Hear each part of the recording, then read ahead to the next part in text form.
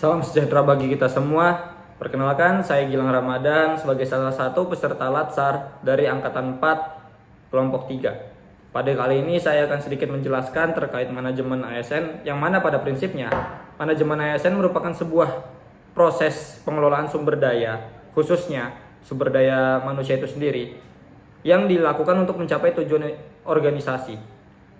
Di sini, manajemen ASN dilakukan dengan sistem merit, yang mana mengutamakan kualifikasi, kompetensi, dan juga kinerja yang secara adil dan wajar, tanpa membedakan latar belakang, suku, agama, budaya, maupun latar belakang mereka itu sendiri.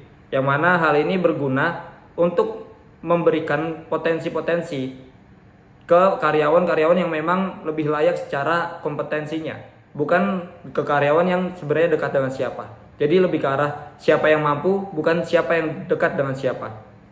Dan pada kali ini sebenarnya sistem merit sudah dilakukan dari awal tahap rekrutmen itu sendiri. Yang mana sebagai calon ASN waktu itu kita dites menggunakan sistem-sistem berbasis komputer dan hasilnya juga cukup transparan ya, dapat dilihat secara real time. Dan pada kali ini sebenarnya saya ingin menjelaskan terkait pelaksanaan manajemen ASN yang sudah diatur di UU nomor 20 tahun 2023 tentang ASN itu sendiri, khususnya di pasal 31. Ada 2 poin yang saya soroti. Yang pertama, itu ada pengembangan talenta dan karir, di mana ini bisa dilihat dari penempatan pegawai yang didasarkan pada kompetensi dan kinerja melalui proses seleksi terbuka, seperti yang sudah saya jelaskan sebelumnya, agar mampu menciptakan suasana kompetisi yang lebih sehat dan memberikan peluang yang sama bagi semua ASN, sehingga konsep ini lebih adil dan tertata. Dan juga jalur karirnya yang disusun dari awal mampu memberikan pegawai sebuah visualisasi potensi perkembangan mereka itu sendiri, agar mereka juga paham mereka akan berada di jalur yang mana dan kira-kira potensi-potensi yang harus mereka gali itu apa saja. Sehingga menurut saya di sini diperlukan optimalisasi dari talent pool, ataupun bisa dilakukan dengan mengupdate database kepegawaian agar lebih mudah untuk melihat dan memetakan dari potensi-potensi yang sekiranya bisa diisi oleh karyawan-karyawan yang ada. Dan menurut saya sosialisasi juga diperlukan di sana agar lebih intensif, dengan harapan setiap ASN terutama yang baru seperti saya benar-benar mampu memahami jalur-jalur yang bisa mereka tempuh.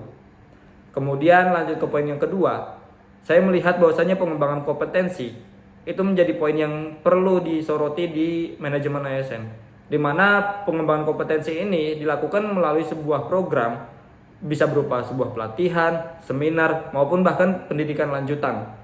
Yang mana pelatihan-pelatihan yang diberikan ini, sebagai contohnya di unit Gatrik ini sendiri, ada pelatihan ataupun ada sebuah pengembangan kompetensi lewat sharing session, bisa lewat kopdar bareng Gatrik, kemudian juga ada alumni talk. Nah, di sana gambaran-gambaran yang diperlukan terhadap dunia kerja maupun apa saja yang sekiranya diperlukan untuk menggali potensi kompetensi yang ada, itu relevan dengan kebutuhan organisasi dan juga tugas-tugas jabatan yang ada. Sehingga menurut saya kedepannya diperlukan kolaborasi yang lebih antar unit kerja maupun bahkan antar kementerian ya, agar dapat berbagi pengetahuan seperti knowledge sharing, bisa melalui workshop ataupun bahkan bisa melalui forum diskusi yang sederhana seperti itu. Sehingga dengan menerapkan manajemen ASN, menurut saya kita bisa meningkatkan performa kita dalam bekerja sebagai ASN.